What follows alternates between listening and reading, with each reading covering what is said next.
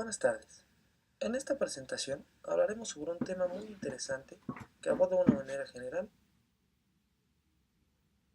las normas de información financiera que se emplean en México. Pero antes de poder hablar de dichas normas, es necesario regresar a lo que en su inicio es la esencia de la existencia de dichas normas, y esa es la empresa, que de forma general se puede definir como un sistema de recursos tanto económicos o humanos que brindan soluciones a necesidades varias para poder obtener una utilidad, o en su definición como una entidad económica derivada del tema de las NIPS, que adelantándonos un poco, se define como una unidad identificable que realiza actividades económicas constituida por combinaciones de recursos humanos, materiales y financieros que, conducidos y administrados por un centro de control, toma decisiones encaminadas al cumplimiento de los fines específicos para los que fue creada. Dentro de estas empresas podemos encontrar una gran variedad de entidades económicas que pueden ser industriales, comerciales o de servicio.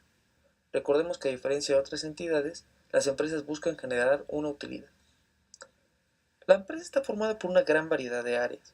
Con el paso del tiempo se ha ido diversificando más y más y más hasta llegar a áreas muy especializadas. Pero en este tema nos centraremos en lo que busca controlar dichas utilidades y esto compete al área de las finanzas. Dentro de ella podemos encontrar lo que podría ser la base, que llamaremos contabilidad. La contabilidad, como el doctor Calleja nos dice en su libro, es una técnica que se utiliza para el registro de las operaciones que afectan económicamente a una entidad y que produce sistemática y estructuradamente información financiera. Dicha información sirve para el análisis que conlleva la toma de decisiones por parte de empresarios. Pero no solo es eso, sino que entidades externas también lo utilizan para poder atender necesidades de las mismas, como son los bancos o algunas organizaciones reguladoras. Una vez entendido el contexto de forma muy resumida que abarca una parte de las finanzas, empezará a tener sentido la existencia de las NIFs. Para detonar el existir de estas NIFs, basta con ver con la consolidación de los mercados a nivel internacional, que derivados de la globalización han disparado el crecimiento económico a nivel mundial. Por esta razón, los países se han visto obligados a crear normas financieras que busquen estandarizar la información contable, pues empezaron a existir grandes variaciones que empezaban a generar diversos conflictos. El licenciado Muñoz, citado por la contadora Fuentes en su texto Formulación de las NIFs en México, narra que en su inicio existió un Instituto Mexicano de Contadores Públicos que se dedicó a emitir principios contables que dirigían al país buscando la unificación de criterios. Esto buscando consolidar y procurar la ética y un actuar profesional. Moviéndonos a un marco internacional, desde 1973 se mueve el tema de las normas financieras, con la Federación Internacional de Contadores, que pertenece al Comité Internacional de Estándares Internacionales de Contabilidad, organismo mundial encargado de generar los estándares contables, o las famosas NICS por sus siglas en inglés, mismo que posteriormente fue sucedido por el International Accounting Standard Board, como mencionamos, fue su sucesor y terminó por generar lo que hoy se conoce como NIF. NIF con doble I para evitar confundirnos con las NIFs mexicanas, que por sus siglas significan Normas Internacionales de Información Financiera.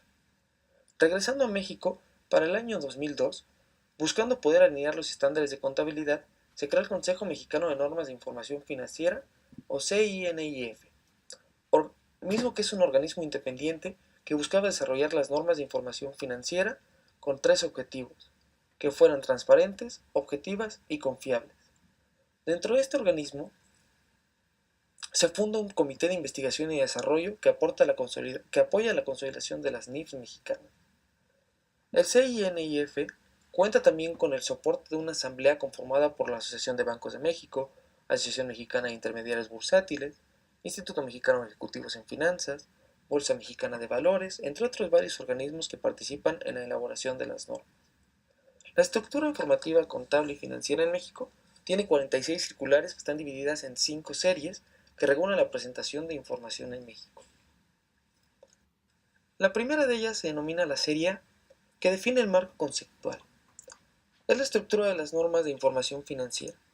En esta se sientan las bases para desarrollar las demás normas, y define a las mismas NIFs como el conjunto de pronunciamientos conceptuales y particulares emitidos por el CINIF los cuales regulan la información financiera contenida en los estados financieros, en un lugar y fecha que son aceptados por todos los usuarios. Por otro lado, le da un orden lógico para servir en el desarrollo de las mismas NIFs. En este apartado también se definen algunos conceptos básicos, como podrían ser el activo, que define lo que compete todo el activo de una empresa, el pasivo y el capital. Genera los postulados básicos, como el mencionado al inicio de toda la presentación, que es la entidad económica. También define la sustancia económica, el negocio en marcha, devengación contable, entre otros conceptos que forman toda la base de las NIFs. También aclara lo que es una entidad lucrativa de una no lucrativa, lo que es un usuario general, y establece parámetros de cómo se debe definir la información financiera y cómo se debe presentar. Es importante también mencionar que define los estados financieros básicos para presentar, que son el balance, el estado de resultados, el flujo de efectivo y las variaciones de capital contable. Por otro lado, establece el parámetro de supletoriedad, que lo que define básicamente es que cuando en México no se pueda llegar a un acuerdo sobre algún tema contable, se puede recurrir a lo que son las NIFs internacionales con doble I, o en su defecto a una asesoría con nuestro país vecino, Estados Unidos. Para la parte de la serie B, encontramos sustancialmente las normas aplicables a los estados financieros, que en su conjunto van desde correcciones por revaluaciones, cambios en la estructura de los entes y movimientos internos pertinentes.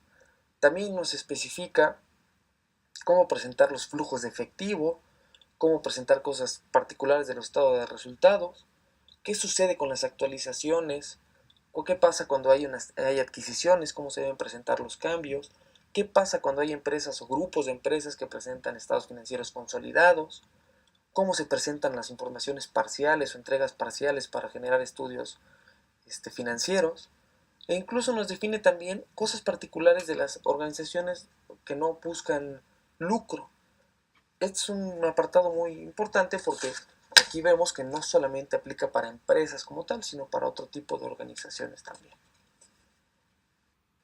Para la serie C nos presenta normas aplicadas a conceptos muy específicos de los estados financieros. Nos define lo que es la partida de efectivo y todos los equivalentes que puedan tener. Los inventarios, los sistemas de inventarios, cómo se deben registrar, ya sea el tipo de sistema que se utilice, inventarios que están todavía en proceso de producción, etc.